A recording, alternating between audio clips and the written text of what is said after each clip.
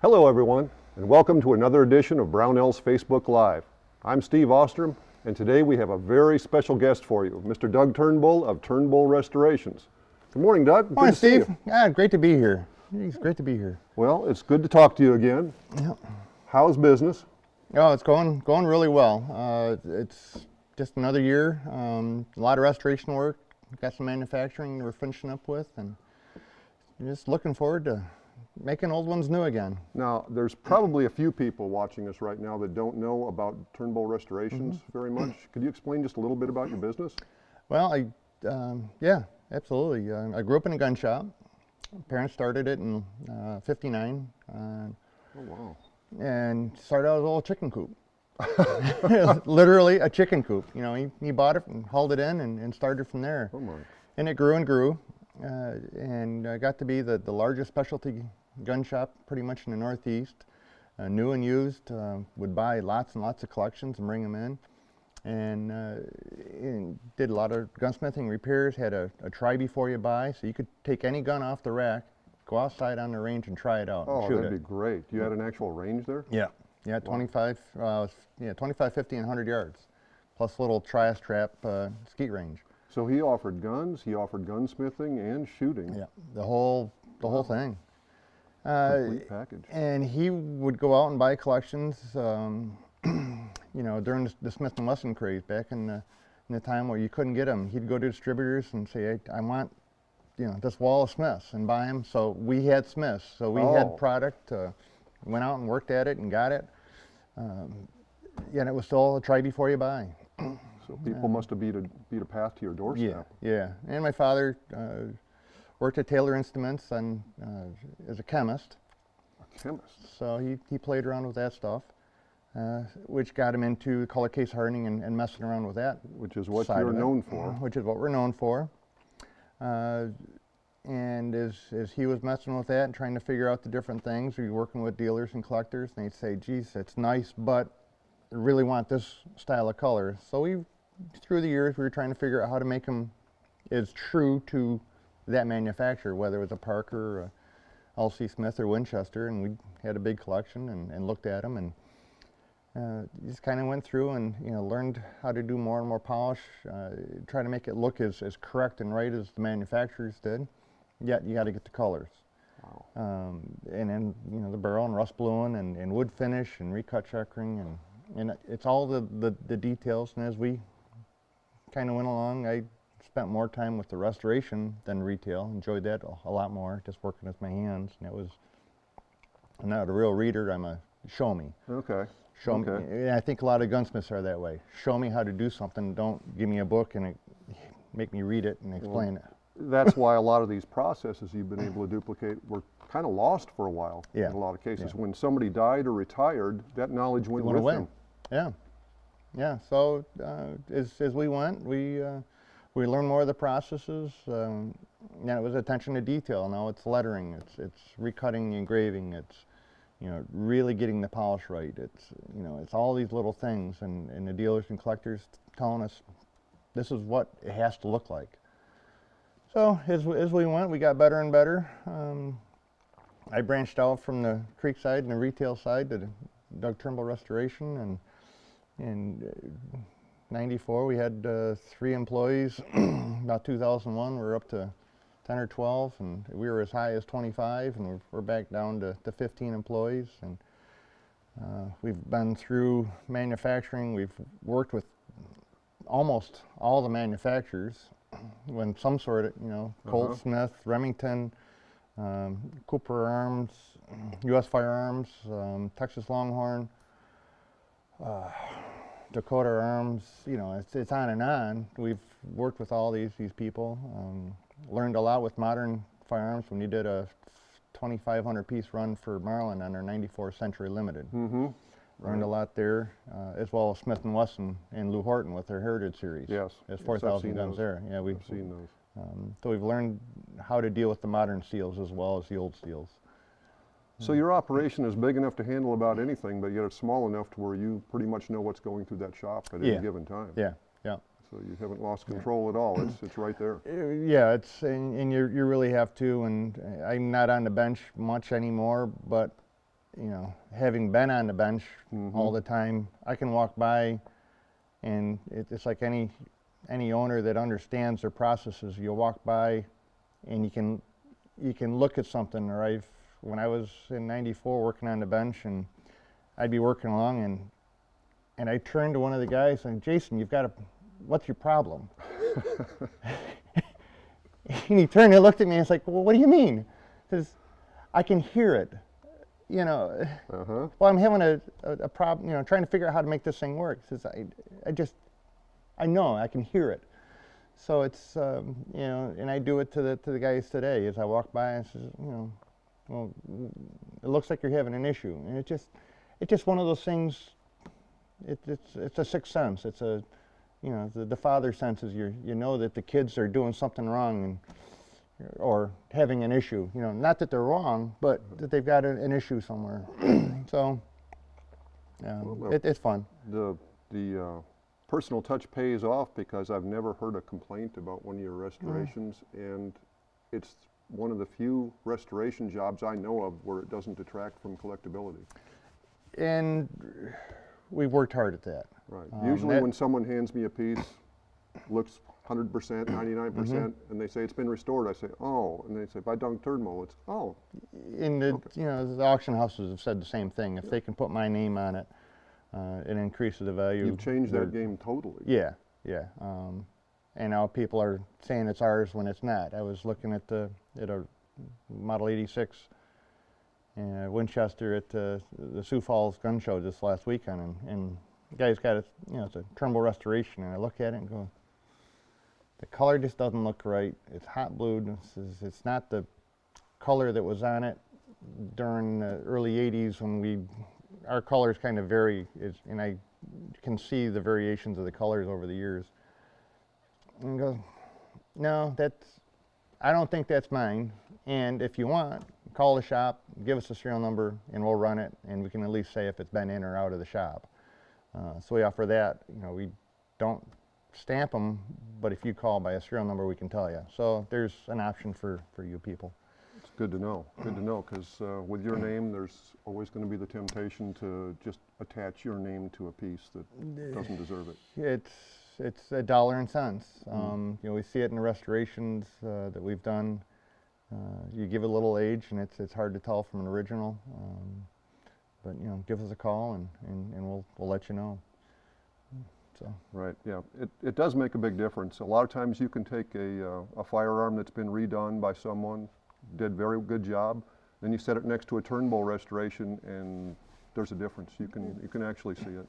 And it's neat to do that. You know, we do that from time to time. They go to auctions, you know, James Julie auction, Amoskeag, Rockhound Auction Company in Moline. You know, if you've got the time, go to the auctions.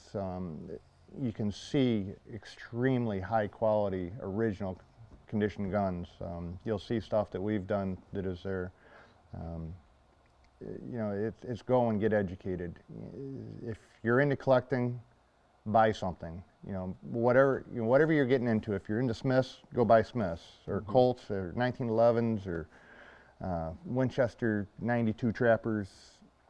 Buy a gun, learn about it, sell it, go buy another one, and just keep rolling over and buying. And it doesn't matter what it is. I'm not saying you got to buy a Smith or a Colt single action or 1911s.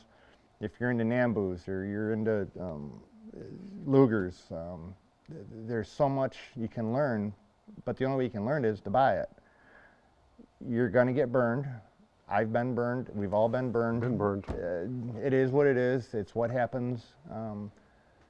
But you go on and do it. It's fun. It's fun to get something, learn about the markings, learn about the variations. Now you're going to find something that's you think is wrong, but if you dig deep enough, now it's right. And because you've determined it's right, now that the value went from a $500 gun to a $2,000 gun because it's a one of.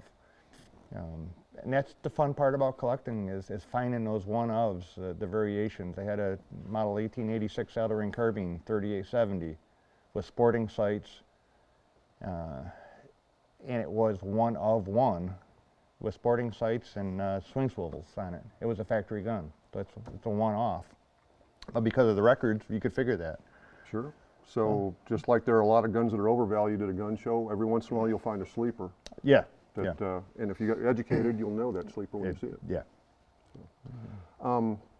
What does your business consist of as far as the guns you see coming in for restorations? I imagine you get a lot of single action Army Colts. Yeah, it's interesting.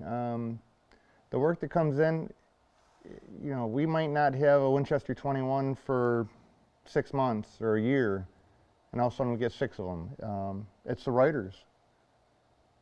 Somebody writes an article on 21. Somebody writes an article on a, you know, early 73s. Right. Then you'll start seeing these come in. So it does vary, but we try to stay within 1880s to 1940, kind of that area. Winchester levers, Colt single action, 1911s, long slides, 1911s. That's a 1900 Colt Yeah. 38 auto right there? Yeah, beautiful gun. This is beautiful. This has been redone by Turnbull Restoration? Yeah, And it we've looks gone like through, polished it all up. We actually have the roll stamp. You know, generally the markings on it are very, very thin. So we'll go through and after it's all polished, then we'll re-roll the markings, dust off the top as needed. you probably can't see it, you know, through the camera, but this looks like he went into a time machine and brought this back from Colt. It really does. It's immaculate. You know, in American side-by-sides, we do a lot with, you know, Parkers and Winchesters. You know, here's an LC Smith, so that you can see the style of case hardening on that. Then you take a Parker. So now we've got 2 variations of color case. You know, this is very much exactly like the original Parkers were, and this is this is LC Smith. And if you had Parker colors on a Smith or Smith on a Parker, they wouldn't look right. Collector would know. The collector would know. It's those details. The barrels are Damascus. They've been rebrowned. The Smith is rust blued. So it's varying the process for the manufacturer. We go through barrel setbacks. You know, and that's a lot of the things we do on American side-by-sides is setting them back on the face.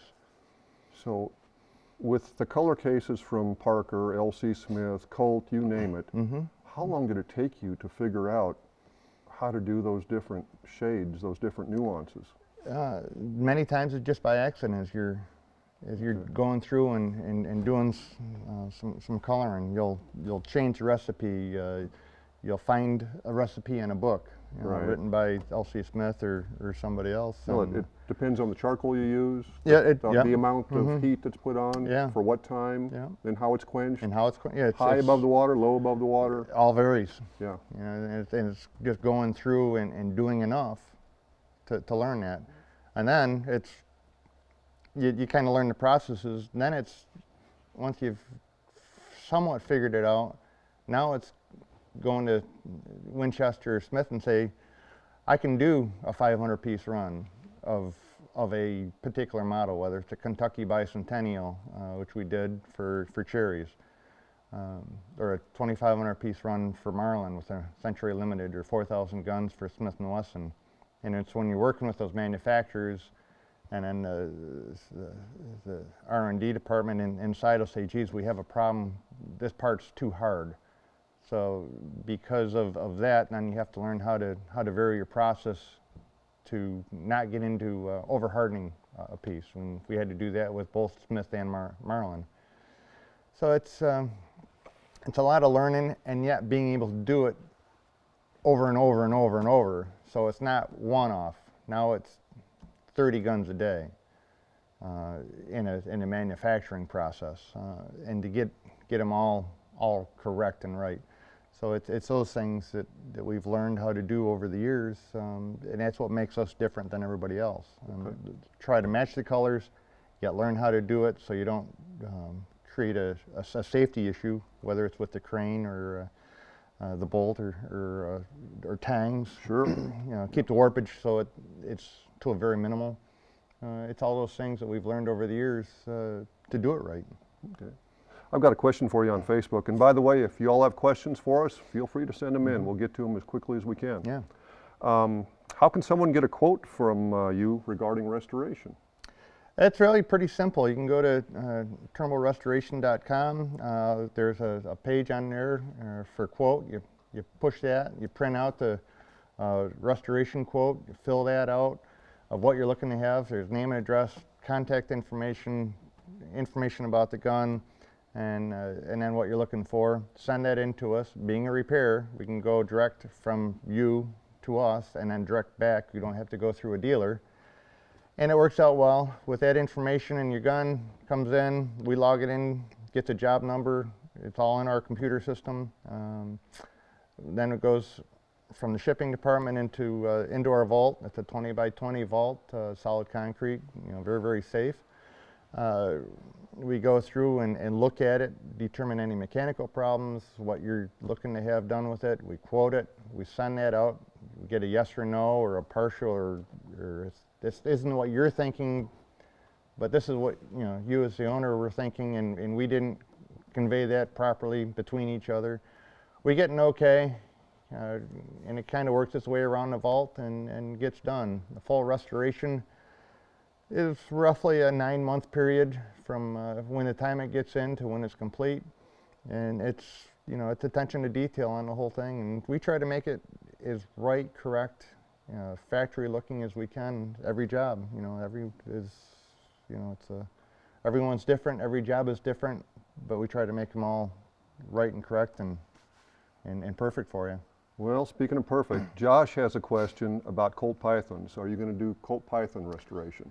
We are looking at Colt pythons. There is a market for it. There's a need.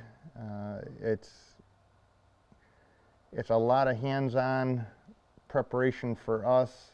When the factory did it, it was all glued wheels, and they had processes, and did it very, very quickly and efficiently. It takes us quite a bit longer to do it, but we're looking at that, and it's not just the polish and the blue. The bluing is the easy part. I mean, Carbona, charcoal blue, we've got that down. We do it every day. That's a simple part. It's the polishing, it's doing mechanical, it's getting stamps and restamping or touching up the lettering. It's all that other stuff that makes the difference. And the python has to be perfect. Yeah, yeah. I mean, it's just a watch. They're incredible. But with the values on pythons the way they are now, I mean, they're certainly worth restoring. Yeah, yeah. And Smith & Wessons, I mean, they've come a long way too. As times have changed, back in the day, 40s and 50s, people were collecting a lot of single actions. Right. And it just kind of keeps moving, and the time period that people are collecting keeps moving up, and it changes. Good Smith & Wessons are high condition originals are hard to find. Steve, you've got some pieces there that I've got some. I wanted to show you 3 examples of the same basic gun and see what you had to say about them. This is a pre-war Smith & Wesson 3220 hand ejector, an old 5-screw gun, and it's in pretty decent shape. Yeah, it is. It's a great example. It's one that as a collector you go out and you buy. It's not a whole lot of money, but it's a good way of getting into collecting the Smiths. Right now the K-frames are a little easier to come by than like N-frames, for example. Yeah, but you can learn a lot. You can learn about how they look, and because it's a good, not an extremely high condition, but there's a lot of condition there. And because of that, learning about the markings, learning what the polish, what the blue should look like, all that, when you get into the next level, you get into a 90, 95, 98% gun, you'll have the eye of what the gun should look like. So it's going through, and it's hard. The older the gun, the higher the condition looks. Somebody would look at this and say it's an 80%. Somebody would say it's a 90%. It's just the eye of the beholder and everybody's own thoughts. I think the important one here is that's original. Nobody's reblued it. Nobody's steel wooled it. They haven't screwed up the screws. The lockup is good on it. Yes, but it's a great example to learn from. Right. And buy this, learn it, and then look for the next step up in condition. And Or the next step down. yeah, This is again a 3220 hand ejector, 5-screw. It's pretty original. It's got all its original finish that's turned brown. Got that nice iced tea color. yeah. It's, you know, again, it's a great example, and you can see the variation of the amount of blue. But again, this might be a more valuable gun than this one because Right. of a stamping or marking that sets it off in rarity. This may be a 1 of 50 gun, and this may be a 1 of 5,000 gun. Right.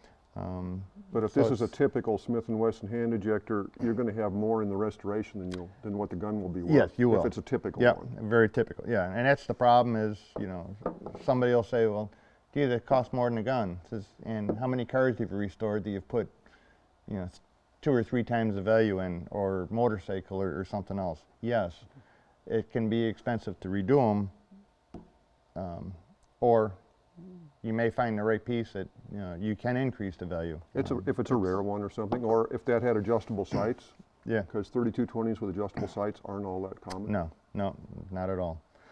But and then you've got. Let's go down one third rung, example. one rung on the ladder. This is a 3220 hand ejector, pre-war, 5-screw, and it has no remaining finish. In fact, that gun was given to me. Yeah, this one's it's pretty tired. If they you come know. to you and that was Grandpa's gun and they want it to look new, what do you tell them? You're going to have more money in it than it's going to be, but Mhm.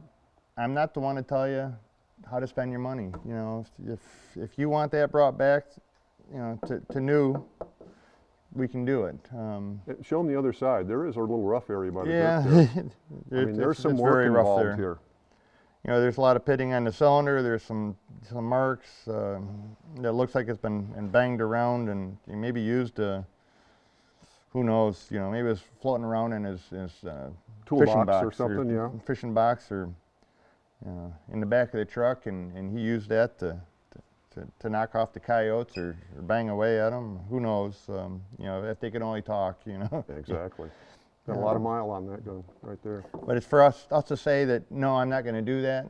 It's not my decision. I'll tell you what it's going to cost to bring it back to new, and you decide. And we've had a lot of guns that way, whether it's a fairly newer, you know, it's a 1950s Winchester 92 or 94. Oh, yeah. You know, they want new wood, new barrel, restore it back. You know, spend $6,000 or $7,000 on it. You know, yeah, I'll take your money. I'll let you know that you'll have more money in it than you're probably going to get out of it. But that's your decision, just like doing a car or a plane or anything else. Well, it'll be worth that someday, but Someday. you may not live to see it. Right. Yeah.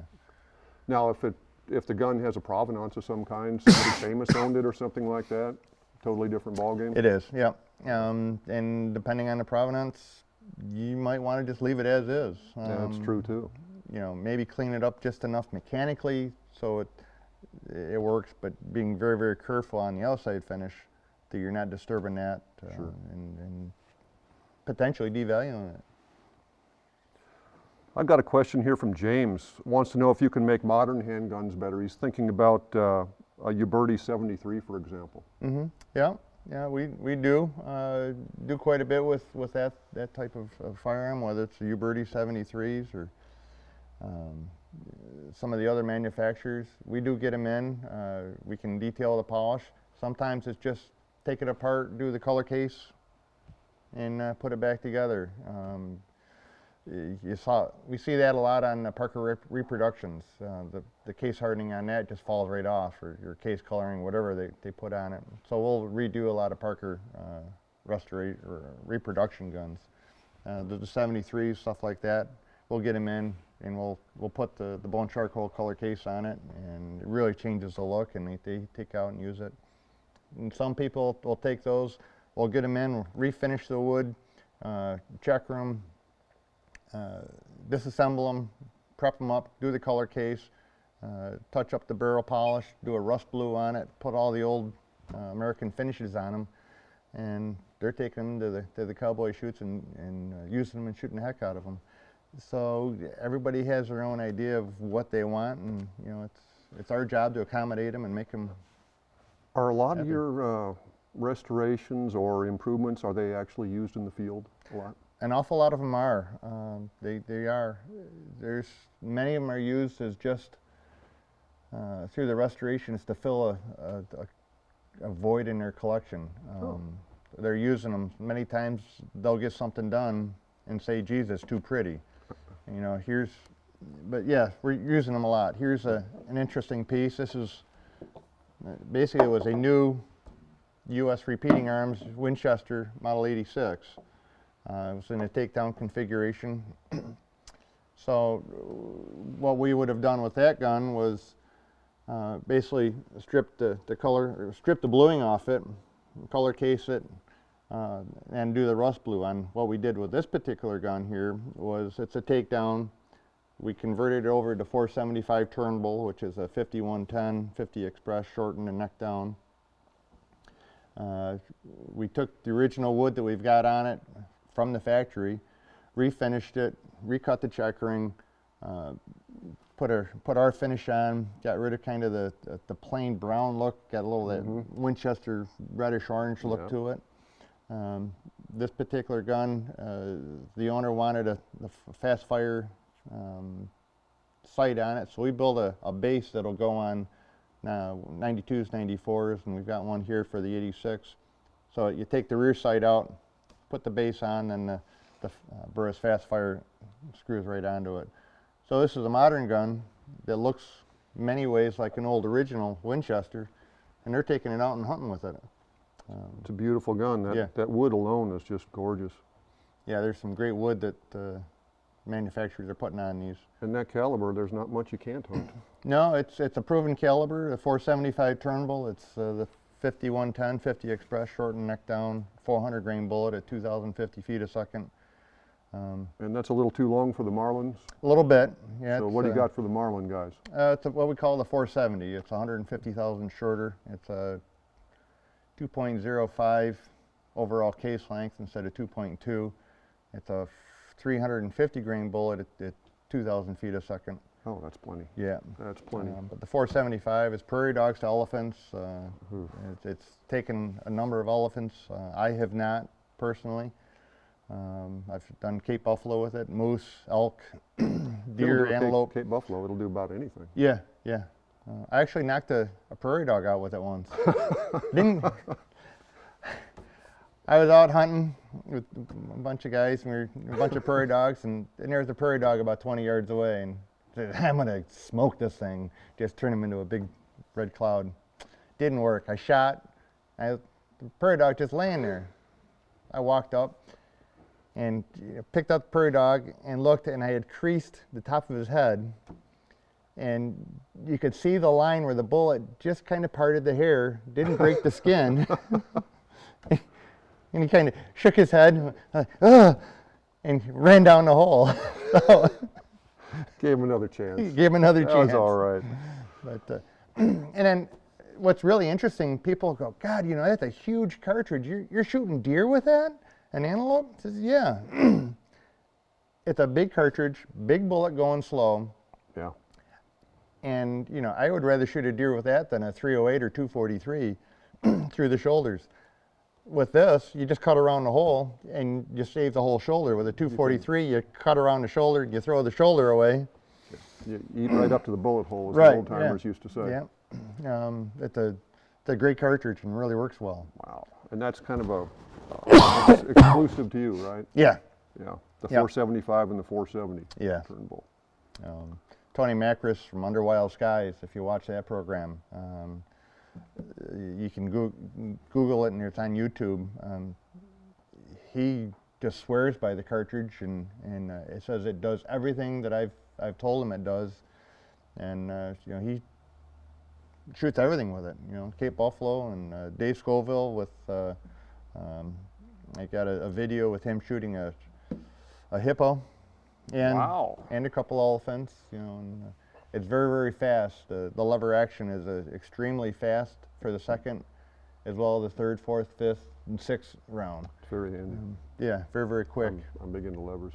Yep. I didn't hunt with a lever gun until I started messing with the 475. Well, I was a Remington 700 and a 375 H&H Classic 24-inch light gun. light. Well, That gives you a little push. it does, but it because of that McMillan stock, it didn't hurt. Oh, okay. So, Okay. yeah. Hey, I got a question here for you.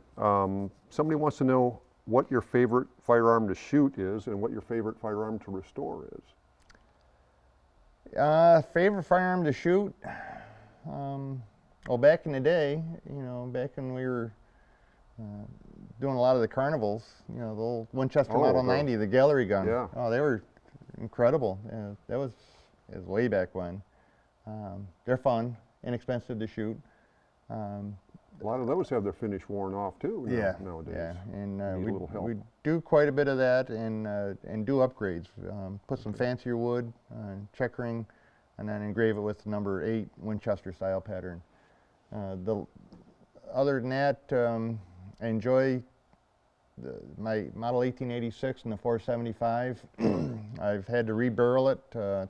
I developed a cartridge about 12 years ago and wore out my first gun, had to put a new barrel on it, and I shoot that thing extremely well, from antelope running at 150 yards to I took it on a dull sheep hunt. And got my dull sheep with my 86. So that's your go-to? It's my go-to gun. Yeah. I've got engraving on it, a little bit of gold. It's really personalized. It's looking wore out. It's been in a scabbard. The horse has rolled over on it. There's dents and dings in its barrel, and what's really nice about that, you'll say, geez, you took this thing and you're beating it up. Yeah. But I can sit in a blind or sitting on the side of the mountain, and I'll pick that gun up, and I'll look at it and go, oh yeah, I remember the dents on that barrel. That was from climbing the mountain in Alaska on a sheep hunt that I fell down and whacked the barrel. Says, yeah, okay, yeah, I remember that. And it brings the whole hunt back. Yeah. Or a story. dent in the stock, or you'll see a chip or basically a crack in the stock, and I'll look at that and says, oh yeah, that was in Gunnison, Colorado, hunting quaking aspen with Dave Mapes, and we're riding out, and it was snowing and icy, and I can see right now, I'm sitting on the horse, and the horse slides down on the ice. I happen to get my leg out and right down on a scabbard on that side, and going, well, I'm okay, wonder how the gun is. And we kept on going and pulled it out and says, well, it survived. There's a little check in the stock, but I remember that check. I remember the horse ride, I remember the horse sliding down, and it's taking these things and like this, you buy one of these from us, go out and use it. Now you got your photos. You got the photos of the gun, your animal, yourself, and it's memories. Don't turn them all into safe queens. True. Take it out and use it. And life's too short to hunt with an ugly gun. Exactly. And of course, if you get a good deal on, say, a 73 Winchester or something, and you want to make it your gun, you could have it brought back to original and put your own scratches and dents in it. Yeah. From your hunts. And it's it doesn't matter whether it's a rifle, shotgun, a handgun. Bring them back, spend the money. Be careful when you use them, but use them. Enjoy them. I've got a question from Brian here asking if you do engraving on Colt single action armies. Yeah. We do a lot of engraving. We have an in-house engraver. Many times it's used an individual. You'll want your gun engraved, whether it's a Colt or an L.C. Smith or a Winchester or whatever, but you want to personalize that gun. And some of the questions we'll ask is, do you have an engraving pattern or style that you want? And many times you will. You'll say, geez, I want it to look like the single action. I want it to look like page 85 in Larry Wilson's book of Colt engraving. So we'll get that book, we'll open it up and say, okay, yep, this is what I want, but I want the backstrap to have page 37 style engraving, or I like this little variation. So yeah, we can do that. Sure. It's going to be completely personalized. but try to keep it in the Colt style, so it looks, that's what I look at, is, you know, try to keep it in the factory style. Sure. We have an in-house engraver. We've got 3 others outside, you know, depending on, sometimes depending on the style engraving, we'll go to them and say, this client wants this engraving, and we'll go to them. So we vary our engraving styles and who we use based on what you want. So, Okay. yeah. I've got a question from Brad, and if he's not a gunsmith, he thinks like a gunsmith, because I had this question myself. He says, if I handle the polishing and prep work to your standards, will that decrease cost and speed up turnaround time? Yes, it will. Yeah, and we encourage you to do that. If we're doing a full restoration, for us, it'll take in the shop, you know, roughly 8-9 months. If it's coming in for just the finish work, we can turn that around in, you know, 2, 3, 4 weeks. Wow. And if you have something you've polished out and you need the markings redone, get a hold of us and say, I have this gun, I have these markings, you know, do an ink pull, you know, where you basically take some inletting black, put it on it, take clear tape, put the tape on, smooth it out, lift it up, put it on some clear paper. That way we can put the markings on that would look exactly the way they were. So, you know, we're glad to do that, put the markings back on, do the roll stamps, you know, other stampings that need, you know, fresh and proof marks. And that's a great service for a gunsmith. Calibers and on it, yeah. Client comes And in with a Yep, restorable gun. He just can't do all that No. in-house. But you know, you've got the time and the ability and the expertise to do it. Right. Send it to us for the finish work. Do as much as you can do and then send it on. Yeah. Nice question. So let me talk about those factory markings a little bit. They changed quite a bit over the years with different models. Like Colt had a series of addresses and markings, Smith & Wesson did. How many stamps do you have? A lot. I've got a wall. It's basically a 4x8 sheet of plywood, and each row, I think, is about 12 stamps. And it's a roll die about 3.5 inches in diameter.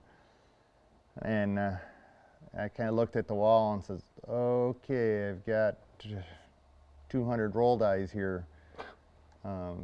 In one manufacturer, well, as we were talking earlier, a Colt 1903 pocket. There's 5 different variations of roll stamps. So now for one gun, there's 5 variations of roll stamps. The Winchester Model 90s, you know, there's a period there that it had a Winchester broken D. We have that roll stamp. You know, you have to use the right roll stamp on the right gun for its vintage to make the restoration look correct. You must have some really good contacts with either factories or collectors associations or something to get this breakdown of, you know, what's correct for this serial number. Sometimes when, you know, when the marking is missing in some cases. It's books and books and books. Okay. And you know, it's lots of books, and then we write in them. We write in the books. The polish should be this way for this time period for the serial number range. But it's the books. You collecting material for your book? I've Going to be the big book of metal refinishing and gun restoration. In like a photo book, or a coffee table book. I've thought about that, but you know, and that's part of the problem with books. You know, books are $50 to $100 a book, and it's you got to have them. And it's, you know, and I look for used books because they're going to get dirty. You know, we got, you know, dirty heads. You're going through, you're tabbing pages. You know, because, you know, I want to know what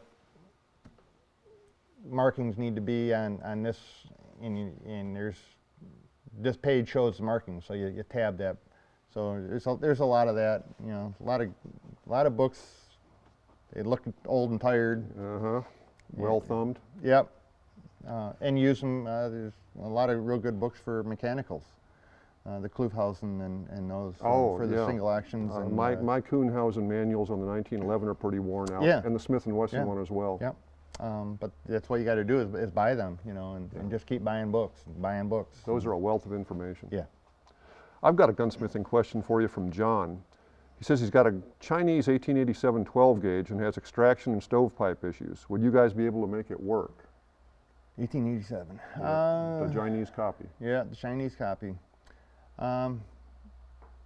We haven't done a lot with them. I'm sure it's something we can, but if it's all there, it's a mechanical yeah. device, it should be doable. But here's the other side. Yeah, here we go. Okay. We have a gun with a mechanical problem. I hate getting a gun with a mechanical problem that somebody's been in and messed with it. Send it to me, you know, and it doesn't matter, you know, like the 87. We don't do much with them, but what we end up doing is we get it in and you basically play with it to understand how is it supposed to work. And because you understand how it's supposed to work, you can fix it, because then you know where the problem is. I had a L.C. Smith single trigger gun. They had some issues. They had been restocked, and it just, the single trigger wouldn't flip from one to the other. And I sat there just playing with it, you know, click, click, and it's like, why is this gun not working? And you have to sit there and you have to envision why, maybe not necessarily why it's not working, but how is it supposed to work? Right. How is it supposed to go from right to left and left to right? Or how is the ejector supposed to work? And you play with it and you envision, why is it not doing? And then you'll come to it and say, oh, now it's an easy fix, because you can envision how it's supposed to work, why it's not working, and then you go about the repair. And that's the biggest thing is, you know, I tell the guys is you have to understand how it works before you fix it. And if someone started without you, it's hard to tell if you're working on the original problem Yeah. or something that Yeah. came later. Yeah. Yeah. Yeah. Had that happen. The guns and bags usually. Oh, yeah. You still get those? Yes, we do. Yeah. You know, and no getting away from it. And somebody says, geez, my gun's not working, but it's a part, can I send it to you? I said, well, sure. You know, first thing we have to do is put it all together to try to figure out, you know, if it works or not. And somebody will take something apart and send it in for restoration. We still have to put it together. So don't take it apart, just send us it complete. Because we have to put it together to make sure it works, to determine if there's mechanical problems. So when we get done and then put it together, God, the gun doesn't work. Well, did it work before it started, or? Yeah, exactly. You don't know. So, no. You don't know. Steve has a good question here. He loves the look of your Turnbull Heritage 1911. Those are the ones with the color case frame on them. Yes.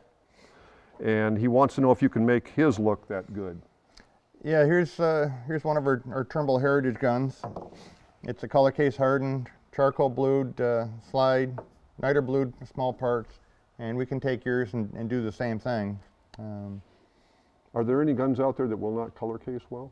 Stainless steel. Well, yeah. Yeah. Yeah, but as far as in the 1911 world, whether it's Colt made, imported, Haven't really seen it. Okay. We do a lot of our own guns, do some stuff for Colt. You know, every once in a while they'll have a customer that'll want something special. And we work with other manufacturers. There's, I think, 4 manufacturers that we work with on the aftermarket. Well, right. Nighthawk Custom, yeah. Nighthawk Custom, we're working with them. We're building a Turnbull VIP 1 and 2 for them. So we're building basically another factory gun. We've got our own Heritage series that we build. Volkmar. Didn't I see a Ruger 22 automatic pistol on your table in Tulsa? Yeah. Tell me about that. It was like a Mark IV? It was the new one? Mark IV. We started out with the Mark III, and I told one of the guys, says, you know, go buy me a Mark III. He goes, why? He says, because. So, you know, sometimes you don't tell everybody everything. And he got it, and I said, no, pull pull the top end off. You know, the barrel in action is all one piece. It's carbon steel. They're easy to take apart, knock the sights off, strip the blue, touch up the polish a little bit, color case harden it with the broken pattern, kind of the Winchester L.C. Smith pattern. Put a clear coat on it and put it back together, and it's selling like gangbusters. Wow. It's a great little piece. Lots of them. It's a good price point. What do they go for? The Mark IVs are $595. So for $600 you can get a Turnbull original, so to speak. Yep. It's not bad. Yep. Not bad. One thing I wanted to ask you, as far as protecting that finish, once you get a Turnbull gun with color casing on it, what do you recommend? Their Cerakote works real well. It's real clear. You can bake it and put it on hard. I've always kind of recommended the thinner the coat, not necessarily the better, but you don't want to have this real heavy coating that looks like it's just overly built up. Sure. I've seen some that yeah, like a spray can look. It's going to be too heavy. Lacquer or something on there. I'm not sure what they did. Yeah, a nice thin coat. Most all the factories did that originally. They put varnish on it back in the day because that's what they had, and that was to protect it through shipping, handling, and it eventually would wear off, and then the colors would start to wear. But a little protective coating helps. Yeah, but any kind of wear directly on that finish, or even sunlight, fades it a little bit. Sunlight will, it's like anything. It takes time, but it's more the mechanical wear and handling. And once you break through the protective coating, it'll wear quicker. Excellent. Anything, any new trends you've seen in the business now that we're post-election and everything? It's been interesting the last, 8-9 years. The crash in 2008 of the housing market and the election of we got the new president. The new president back then, and everybody was jumping now. You couldn't buy reloading equipment. Black guns. We were out of everything. Yeah, all that went away. Ammo went away. And that pulled money out of, in a sense, my industry and the restorations for us. And then things kind of settled down. Brownells, you guys were doing gangbusters with the job fair. Yeah, we sure were. And that whole industry was really, really growing. People were hiring and adding on capacity. And then, it's the House and Senate in 2014 all went Republican. Right. So that all changed. We're seeing the trends kind of going back to away from hoarding stuff, I guess is a good way to put it, and looking at the restorations and more the using stuff. Our restoration work has dropped off, but it's coming back.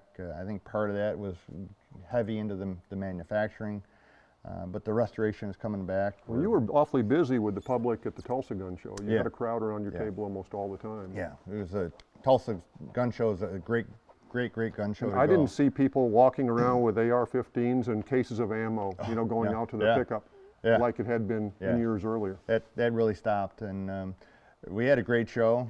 Talked to a lot of people that were selling a lot of older collectible shotguns and rifles. That's come back. We had a great show, both selling stuff and bringing work in, more so than we had in previous years. The Sioux Falls Gun Show was really well attended this last weekend. And you do a lot of gun shows around the country, do you not? Yeah, we do. So you can get out and actually talk to people? Talk to people. It's a necessary evil, but it's fun to talk to the people and see what's going on.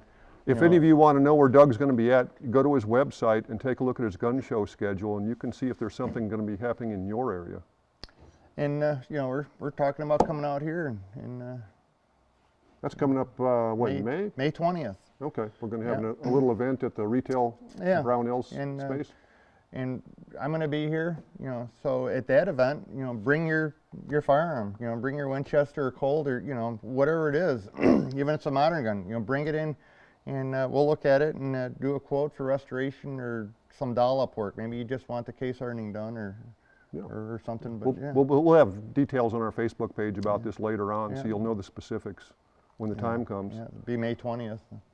So looking forward to that. Well, looking forward to seeing you again. Doug, it's been a pleasure. Yes, it is. Had a really good time. Hope you come out and visit again, like in May. Yes, I'll be here. I'll be at the Tulsa Gun Show.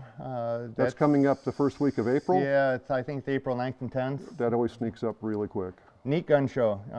Go to it. It's 4,000 tables, 11 acres under one roof. That's getting close to about the biggest one in the country, Yeah. isn't it? Where you can actually buy things. You can buy stuff. You can see lots of stuff. Yeah, it's a great good place one. to go and be. I go every fall if I can. Yeah. All right, well, thanks a Steve. lot. Thank all of you for watching. If you have any other questions, feel free to send them in. We'll still get to them. Again, this is Steve Ostrem and Doug Turnbull signing off.